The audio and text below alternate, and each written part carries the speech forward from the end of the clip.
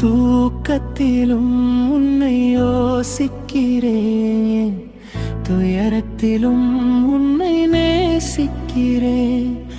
தூயானே உன்னை துதிக்கின்றேன், உன் துணையே கதியென பாடுகிறேன்.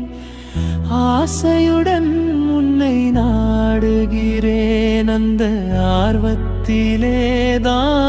பாடுகிறேன்.